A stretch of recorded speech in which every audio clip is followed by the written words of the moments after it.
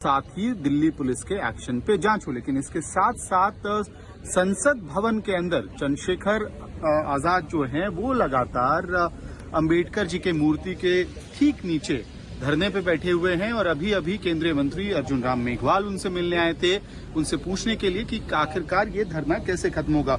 सवाल वही जो केंद्रीय मंत्री आपसे पूछ के गए हैं। तीसरा दिन है आपका, धूप में बारिश में आप बैठे हुए हैं, धरना कैसे खत्म होगा? देखिए, मेरा धरना मेरी सैलरी बढ़ाने की मांग को लेकर नहीं,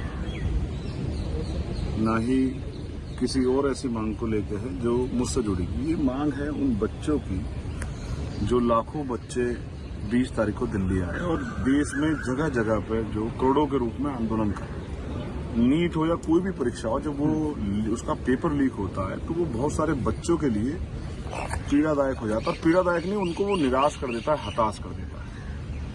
आप महसूस करके देखो, जब एक गरीब परिवार का बच्चा जिसके माँ बाप सब कुछ लगाते हैं उसके ऊपर कि भाई वो तैयारी करेगा, चाहे वो नीट का एग्जाम हो या IIT का एग्जाम हो, कोई भी ऐसा एग्जाम कि भाई वो तैयारी करके और कल हमारे सपने पूरे करेगा। वो बहन भी उम्मीद लगाती है उसकी कि ये कुछ कामयाब हो जाएगा तो मेरे बारे में सोचेगा, मेरी मदद करेगा आगे बढ़ने के लिए। माँ बाप भी सोचते हैं हमारे दिन बदलेगा, घर अच्छा बनाएगा, गाड़ी की व्यवस्था करेगा, सम्मान का जीवन देगा, कहीं अब आगे बढ़ के दुनिया देखने का मौका मिलेगा। और वो बच्चा जिस दिन पेपर देने जा रहा है तो पेपर लीक हो जा रहा है, या पेपर दे के आ रहा है, बड़े खुश से परिवार में गुस्सा हो रहा है कि अच्छा पेपर होगा, पेपर लीक हो जा रहा है। तो ये पेपर नहीं लीक हो रहा है, ये नौकरियां बिक रही है, ये पूरा एक संगठित गिरोह है।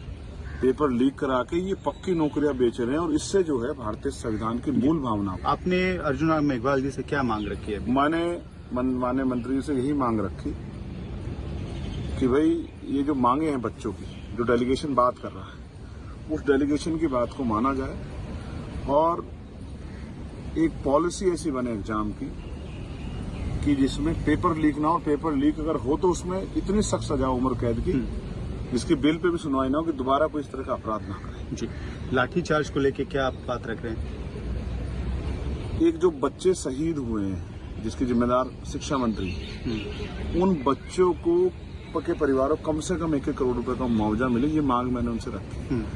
और क्योंकि इन सब के लिए जिम्मेदार हैं शिक्षा मंत्री, उनका इस्तीफा हो, उसके बाद ही कोई बात। ठीक। और ये जो इम्पोर्टेंट है, 20 तारीख के प्रोटेस्ट में जिस तरह से गोलियां चली, पैलेट गन चली, जिस तरह से टीयर गैस छोड़े गए, जिस तरह से जो है लाठियां चली, जूते मारे गए, लातें मारी गई, थप्पड़ मारे गए, ये सब मैंने अपनी आंखों के सामने देखा। मैंने बच्चों के फटे हुए सर देखे, उनके फटे हुए कपड़े देखे, उनके टूटी हुई टांगे देखी, टूटे हुए हाथ देखे, उनकी आंखें देखी जिस पर चोट लगी हुई थी। और किस तरह के वीडियोज बाद में आए जिसमें लड़कियों को लात मारी जा रही है या प्राइवेट जो पार्ट पे जो डंडा मारा जा रहा है, इस तरह से ये अन्याय एक्सेप्टेबल नहीं। मेरी मांग है मंत्री जी से, मैंने उनसे भी कहा है कि भाई ये जो जिन अधिकारियों ने अन्याय किया उन पर कार्रवाई की जाए, चिन्हित किया जाए। कोई हो, चाहे वो कोई अधिकारी हो, कोई नेता हो, कोई आम आदमी हो, कोई भी अगर क्राइम करता है वो क्राइम है। पुलिस की वर्दी पहन के भी अगर कोई क्राइम कर रहा है तो उस क्राइम को आप ऐसा कुछ ने हत्या कर दी या उस तरह से किसी को जो है रेप कर दिया तो क्या आप उसका क्राइम नहीं मानोगे? तो जिसने ये अपराध किया है उस अपराध पे आप कार्रवाई करो।